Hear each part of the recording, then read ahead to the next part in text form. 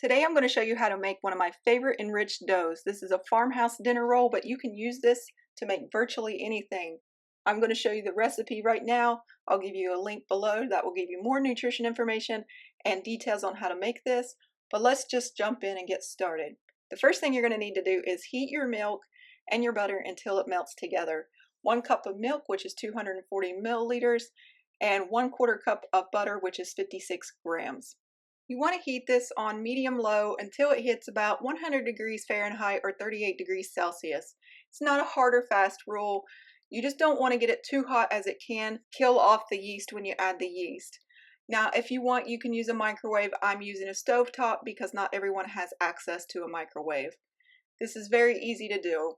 You want it to where the butter just starts to completely melt, and when you see a little bit of the butter chunks left, give it a little bit of a stir and then check it. And if you only see little bite-sized pieces of butter, go ahead and turn off that heat. The rest of the butter will melt with the heat of the milk mixture. One thing I want to point out, do not walk away from milk either on the stovetop or in the microwave when heating it, because it can boil over in a flash and make a huge mess.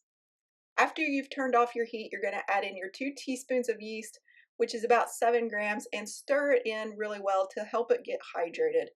You may see chunks like this. It's absolutely fine. As you knead the dough, it will work into the mixture and it will be perfectly fine. You don't need to let it prove and bubble up unless you're not sure if your yeast is alive.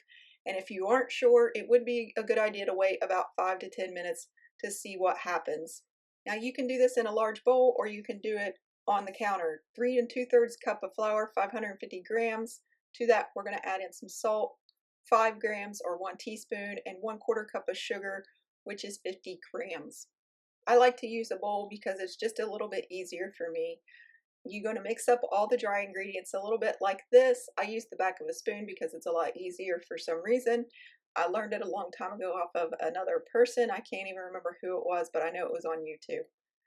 Mix up your eggs briefly. It just helps them incorporate better. 2 eggs, 100 grams, and then we're going to add in that milk mixture. And again, if you weren't sure about your yeast, you could let it sit and bubble up to see if it was alive, but it's not necessary to do that if you know your yeast is good and your temperature wasn't too high.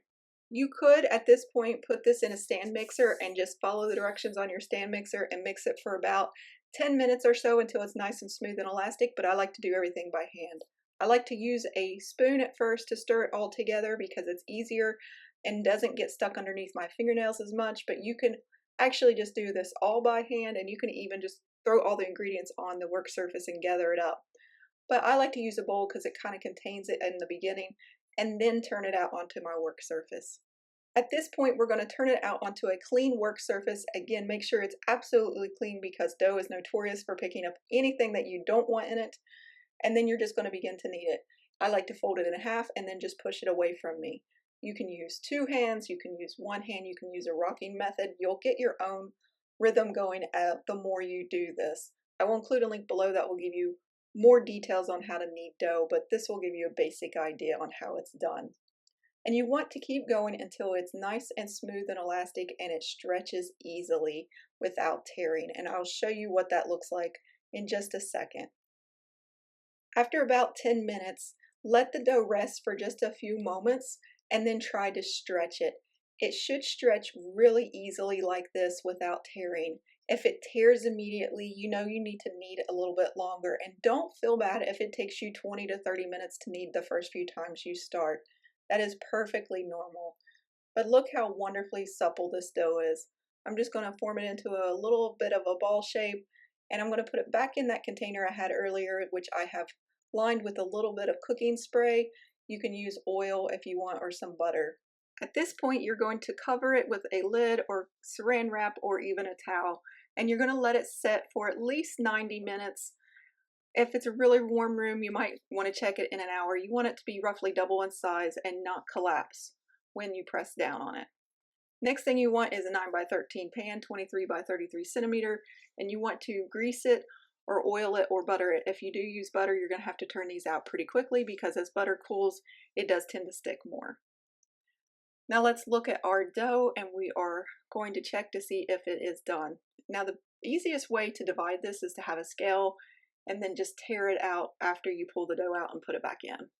See how when you push in on it, it holds the shape but it doesn't collapse? That's what you're looking for. Now I'm dividing this into 12. You can divide it into 15 to make smaller rolls, and they both will be pull apart. After you have the dough divided, you want to start making these into round shapes. I'm going to show you the way I do it.